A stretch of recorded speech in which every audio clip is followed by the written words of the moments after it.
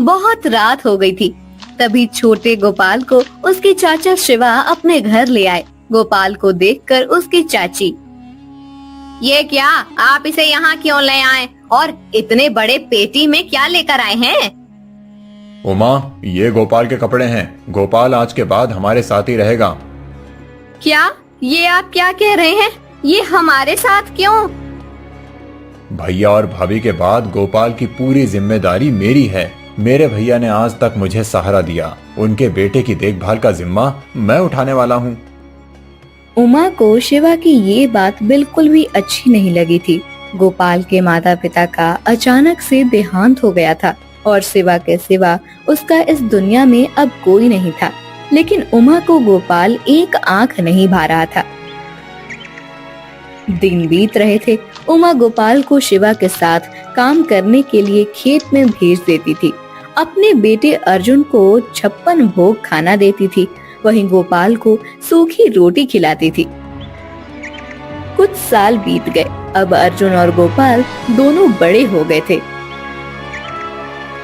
एक दिन, ए गोपाल, आज पूरे घर की अच्छे से सफाई कर देना और हाँ, बाद में बाजार में जाकर मैं जो कहूँ वो सब सामान ले आना। आज 8 साल बाद मेरा बेटा अपनी शिक्षा लौटने वाला है। मैं नहीं चाहती कि उसके स्वागत में कोई भी कमी हो। खेत से आते समय ये सब ले आना। उमा गोपाल को काम पर भेज देती है। खेत में गोपाल मायूस बैठा हुआ था। तभी उसका दोस्त, क्या हुआ गोपाल, आज फिर से चाची ने कुछ कह दिया क्या? नहीं भोला, अब तो मुझे बातों का भी बुरा नहीं लगता। आदत हो गई है उनके तानों की। आज अर्जुन अपनी शिक्षा पूरी करके लौटने वाला है, इसीलिए वो बहुत खुश हैं। मैं भी अर्जुन के साथ गुरुदेव से शिक्षा प्राप्त करना चाहता था, लेकिन चाची ने मना कर दिया। चाची हमेशा ही मुझ में और उसमें भेदभाव करती आई हैं। हाँ, क्योंकि वो तुम्हारी माँ नहीं है और माँ तो आखिर माँ होती है। सही कहा तुमने मित्र। वो कहते हैं ना कि भगवान हर जगह नहीं पहुंच सकता, इसीलिए उसने माँ को बनाया। लेकिन मेरी माँ को तो भगवान ने ही छीन लिया। मैंने हमेशा चाची में अपनी माँ को ढूंढने का प्रयास किया, पर शायद मेरे जितना बदनसीब और कोई नहीं होगा। गोपाल अपना काम खत्म करके घर आ गया। उसने उमा को उसने मंगाई हुई सब चीजें दे दी। कुछ देर के बाद अर्जुन घर आ गया। अर्जुन को देखकर तो उमा फूले नहीं समा रही थी।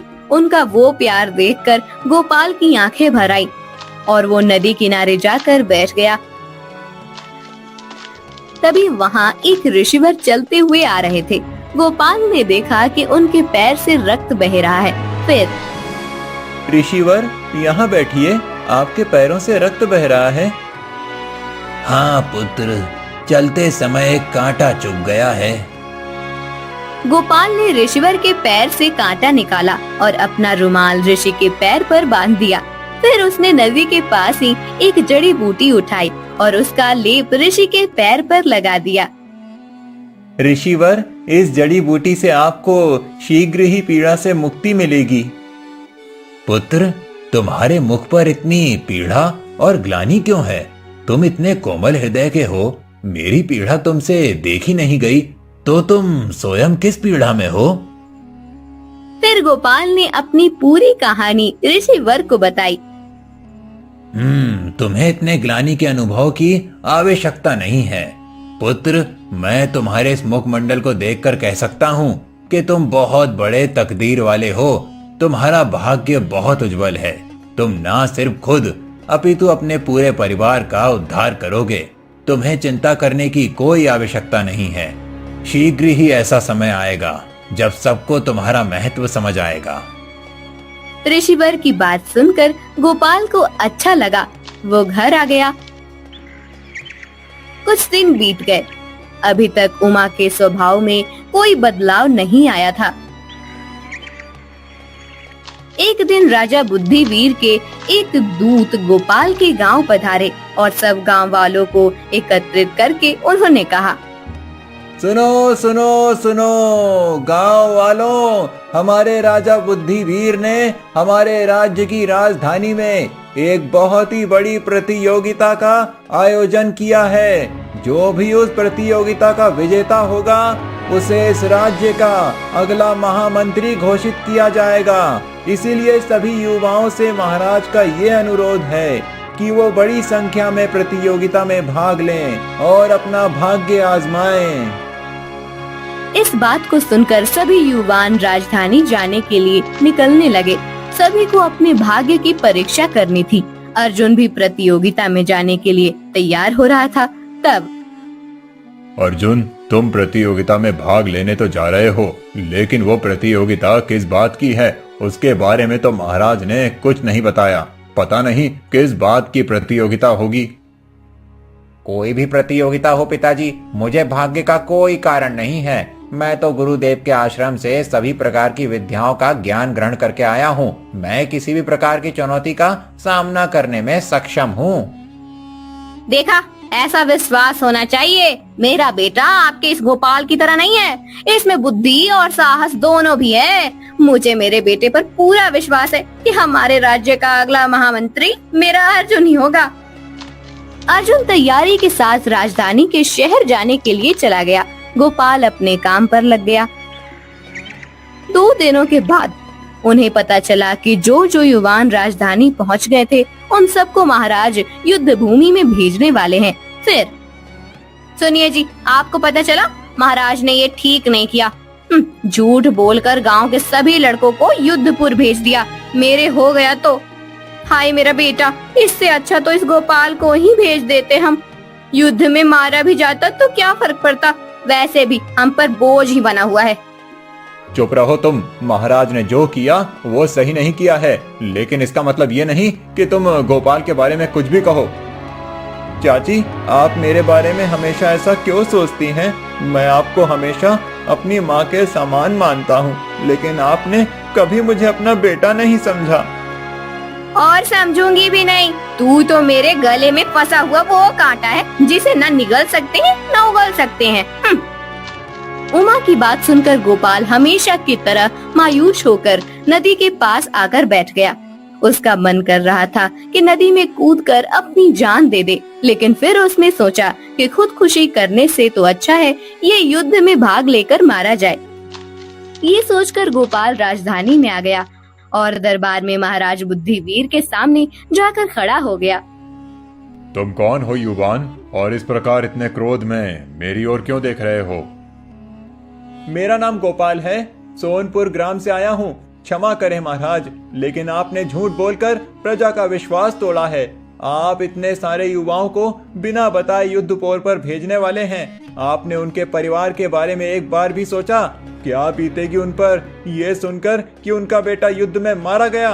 कितने ही ऐसे युवान होंगे जिनका पूरा परिवार उन पर निर्भर होगा। अगर उन युवानों की मृत्यु हो गई तो उनके परिवार का ख्याल कौन रखेगा? आपने असत्य कहकर बहुत बड़ा पाप किया है महाराज। युवान, तुम्हें स्मरण है कि तुम किसके समक्ष होकर बात कर रहे हो? क्या तुम्हें भय नहीं लगता? भय का तो कोई कारण ही नहीं महाराज। मैं इस धरती पर अकेला आया हूँ। कोई नहीं है जिसे मेरी मृत्यु से दुख हो, लेकिन एक माँ है जो अपने बेटे के युद्ध भूमि पर जाने के बारे में विचार करके ही भय से कांप रही है। आप कृपया करके उस युवान को पुनः वापस भेज दें और उसकी जगह पर मुझे सेना में शामिल कर लें। मैं आपसे हाथ जोड़कर अनुरोध करता हूँ महाराज। गोपाल के ऐसा कहते ही परिहार, मुझे एकांत में इस युवान से वार्तालाप करना है। महाराज की आज्ञा पर सब दरबार छोड़कर बाहर चले गए। फिर गोपाल, तुम्हें लग रहा होगा कि हमारा राज्य कितना निर्दयी है। अपनी प्रजा से असत्य बोलकर उनके युवानों के मृत्यु का कारण बन रहा है, किंतु ये सत्य नहीं है। सभी युवान सुरक्षित हैं। मैं तो मेरे राज्य में एक साहसी और धैर्यवान युवा की खोज कर रहा था जो राज्य पर आए संकट का सामना कर सके। कैसा संकट महाराज? हमारे राज्य की दक्षिण सीमा पर एक असुर ने आतंक फैला रखा है। मेरे गुप्तचरों से जानकारी मिली है दक्षिण के सभी गांव में उस असुर के भय से लोगों ने गांव रिक्त करने शुरू किए हैं। प्रजा दूसरे राज्य में जाकर आश्रय ले रही है। प्रजा में अफरा तफरी मची हुई है। इसीलिए मैं चाहता हूँ कि कोई साहसी वीर जाकर उस असुर के भय से सबको मुक्त करे। महाराज से आदेश लेकर गोपाल दक्षिण की ओर जाने लगा। रास्ते में उसे वही ऋषिवीर मिले जिन्होंने उसे तकदीर वाला कहा था। ऋषिवर, मुझे आशीर्वाद दीजिए कि मैं महाराज के आदेश का पालन करते हुए असुर के भय से प्रजा को मुक्त कर सकूं। मेरा आशीर्वाद सदा ही तुम्हारे साथ है पुत्र, परंतु उस असुर से सामना करना इतना सरल नहीं है। वो असुर बहुत शक्तिशाली है। तुम अगर उसके गले में पहनी हुई माला निकाल पाओ तो उसे मारना आसान हो जाएगा।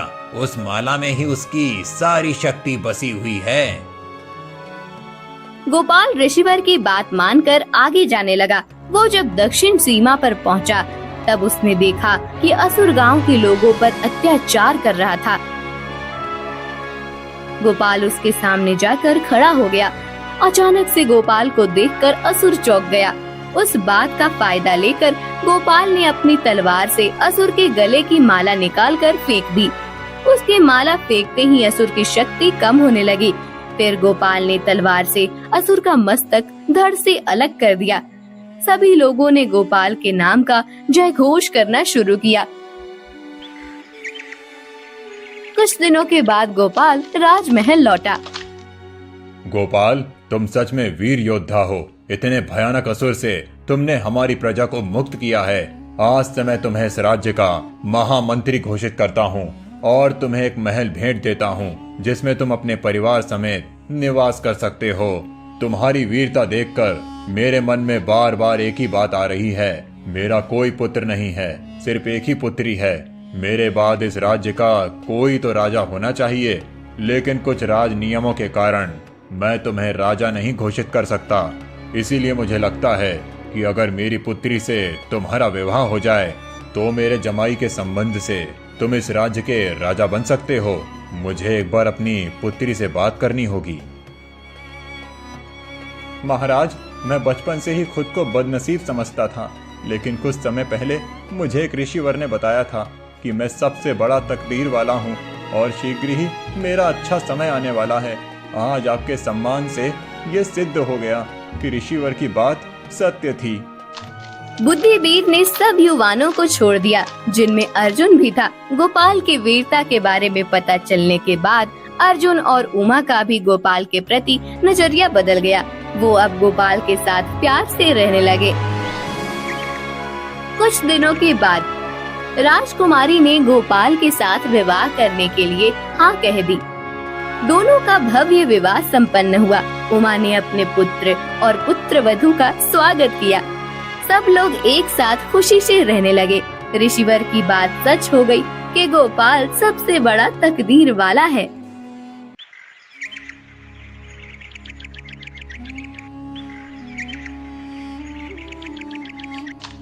धर्मा धोबी बहुत गरीब था। धर्मा के 3 बच्चे थे। सबसे बड़ा सतनु और 2 बेटियां कमल और सुमन। एक रात धर्मा की पत्नी सुनिए जी। हाँ बोलो राधा, तुम्हें कोई तकलीफ हो रही है क्या? जी, मेरी तकलीफ तो अभी मेरे साथ ही खत्म होगी। मुझे नहीं लगता कि मैं अब इस बीमारी से उभर पाऊंगी। मेरा अंतिम समय नजदीक आ गया है। ये क्या बोल रही हो? तुम्हें कुछ नहीं होगा। मैं तुम्हें बड़े से बड़े वैद्य के पास ले जाऊंगा। मैंने सुना है कि उत्तर दिशा में एक बड़े ही ज्ञानी वैद्य रहते हैं। उन्होंने आज तक कई रोगों का इलाज किया है। वो तुम्हें भी ठीक कर देंगे। आप सच कह रहे हैं, लेकिन इतनी दूर जाने के लिए और उन वैद्य जी से इलाज करवाने की हमारी हैसियत नहीं है। कहाँ से लाएंगे इतने पैसे मेरे इलाज के लिए? आपने पहले ही ये घर भी गिरवी रखा है। अब कुछ नहीं होगा। मैं जान चुकी हूँ कि मैं कुछ ही दिनों की मेहमान हूँ। मैं आपसे सिर्फ इतना कहना चाहती हूँ, मेरे जाने के बाद आप हमारे 3 बच्चों का अच्छे से ख्याल रखिएगा। उन्हें मेरी कमी महसूस मत होने दीजिएगा। धर्मा राधा की बात सुनकर बहुत दुखी हो गया। कुछ दिनों के बाद राधा का देहांत हो गया। अब घर के साथ तीनों बच्चों की जिम्मेदारी धर्मा पर आ गई थी। एक दिन भद्रा, अब इतनी सी कमाई में गुजारा करना मुश्किल हो रहा है। राधा के इलाज के लिए पहले ही इतना कर्जा लिया हुआ है और घर भी गिरवी रखा है। समझ नहीं आता कि आमदनी बढ़ाने के लिए क्या करूं। कल ही पता चला है कि राजमहल में राज्य वस्त्र धोने के लिए एक धोबी की जरूरत है। तुम मंत्री जी को जाकर मिलो, शायद वो तुम्हारा काम कर दें। अगले दिन धर्मा मंत्री को जाकर मिलता है। मंत्री जी, मैंने सुना है कि महल के वस्त्र धोने के लिए एक धोबी की जरूरत है। हाँ, जरूरत तो है, लेकिन हमें ऐसा धोबी चाहिए जो विश्वास पात्र हो। राजमहल के वस्त्र कितने ऊंचे होते हैं, ये तो तुम्हें पता होगा। एक भी वस्त्र इधर उधर नहीं होना चाहिए। जी मालिक, मैं आपको विश्वास दिलाता हूँ कि मैं पूरी ईमानदारी से अपना काम करूँगा। आपको शिकायत का एक भी मौका नहीं दूंगा। अगर कोई ऊंच नीच हो गई तो तुम्हें सीधा महाराज के सामने हाजिर करूंगा, ये याद रखना। ऐसी नौबत नहीं आएगी मंत्री जी। आपके यहाँ जो नाथा काका सालों से काम कर रहे हैं, उन्होंने ही मुझे काम सिखाया है। मैं उनसे पूछकर ही सब काम करूंगा। ठीक है, कल से आकर वस्त्र ले जाना। अगले दिन से धर्मा राजमहल का वस्त्र धोने का काम करने लगा। एक दिन धर्मा के घर एक योगी बाबा आए। वत्स, भूखा हूँ, कुछ खाना खिलाओ।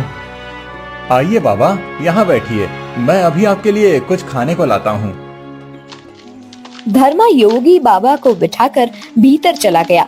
उसने अपनी पूरी रसोई में ढूंढा, लेकिन बाबा जी का पेट भर सके इतना पर्याप्त खाना उसके पास नहीं था। धर्मा ने एक डिब्बे देखा, 2 रोटियां बन सके उतना ही आटा बाकी था। धर्मा ने उस आटे की कटोरियां बनाई। फिर बाबा जी क्षमा करें, लेकिन मेरे पास आपका पेट भर सके उतना पर्याप्त खाना नहीं है।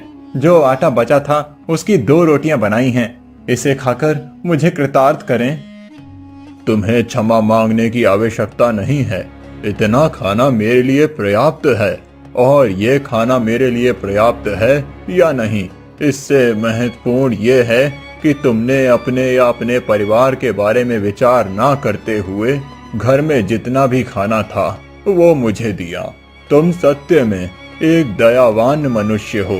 तुम्हारे छोटे छोटे बालक हैं, परंतु फिर भी तुमने एक भी बार विचार नहीं किया कि अगर सारा खाना बाबा जी को दे दिया तो वो बालक भूखे रह जाएंगे। मैं तुमसे अति प्रसन्न हूँ वत्स।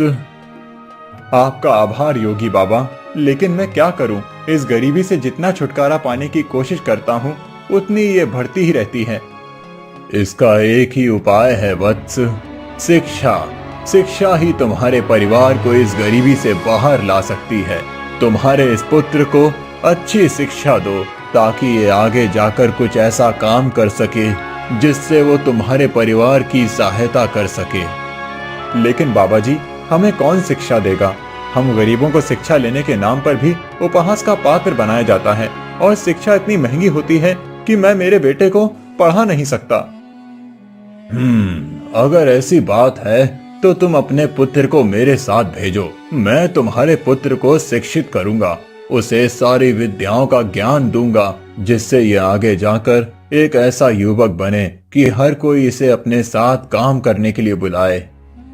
योगी बाबा की बात धर्मा ने मान ली और अपने बेटे शंतनु को भेज दिया। 12 साल बीत गए। 12 सालों बाद शंतनु एक युवा बनकर लौट आया। उसने जो शिक्षा योगी बाबा से प्राप्त की थी, उसका तेज उसके चेहरे पर साफ झलक रहा था। धर्मा अपने बेटे के आने की खुशी मना ही रहा था कि तभी मंत्री का एक सेवक आया और उसने धर्मा को महल में हाजिर होने को कहा। धर्मा राजमहल चला गया। फिर महाराज, ये वही धोबी है जिसने राजमहल के वस्त्रों की चोरी की है। मंत्री की बात सुनकर धर्मा के पैरों तले जमीन खिसक गई। नहीं महाराज, मैंने कोई चोरी नहीं की है।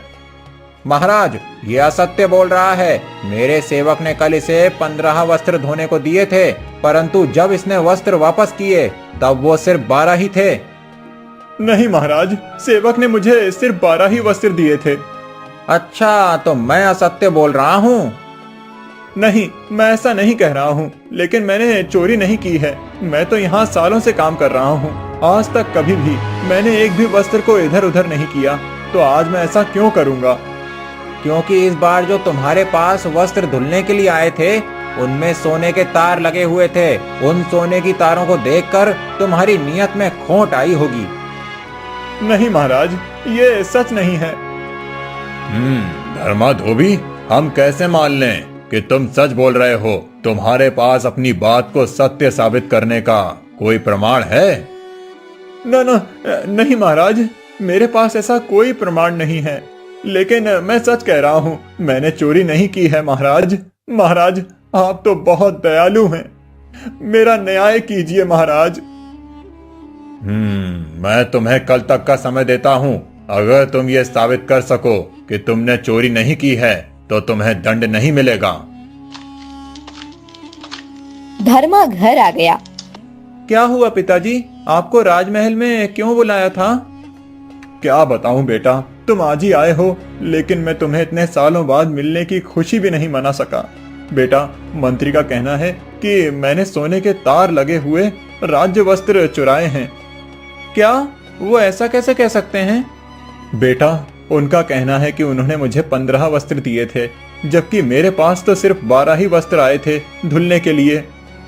पिताजी, आपको पक्का याद है आपके पास 12 ही वस्त्र आए थे? हाँ बेटा, मैं वस्त्रों की गिनती में कभी कोई गलती नहीं करता। मैं इतने सालों से ये काम कर रहा हूँ, अब तो मैं देखकर ही बता सकता हूँ कि कितने वस्त्र हैं। कमल और सुमन से पूछते हैं, शायद ऐसा हुआ हो कि आप घर नहीं हैं, तब कोई सेवक आकर वस्त्र दे गया हो। सुमन, कमल, यहाँ आओ। जी भैया। मुझे याद करके बताओ कि उस दिन मंत्री जी की तरफ से कोई सेवक आकर वस्त्र देकर गया था? भैया, जब सेवक आया था तब पिताजी घर पर ही थे। पिताजी ने सारे वस्त्र गिन कर लिए थे। नहीं, उसके बाद जब पिताजी वस्त्र धोने के लिए गए थे तब फिर से कोई आकर गया होगा। नहीं भैया, पिताजी के जाने के बाद कोई नहीं आया था। मतलब पिताजी आप जैसा कह रहे हैं, उन्होंने आपको सिर्फ 12 ही वस्त्र दिए थे। हाँ बेटा, लेकिन दिक्कत यह है कि ये बात मैं साबित कैसे करूं? महाराज ने मुझे कल तक का समय दिया है। उन्होंने कहा है कि मुझे कल ये साबित करना होगा कि सेवक ने मुझे 12 ही वस्त्र दिए थे। पिताजी, जब उसने आपको वस्त्र दिए थे तब उसके सामने आपने गिने थे? हाँ बेटा, पूरे 12 वस्त्र थे, लेकिन अब मैं ये बात साबित कैसे करूं? मेरे पास तो कोई प्रमाण नहीं है और ना ही कोई गवाह। सुमन और कमल की बात कोई नहीं मानेगा, क्योंकि वो मेरी बेटियां हैं और बाहर का कोई आदमी वहाँ पर मौजूद ही नहीं था उस समय।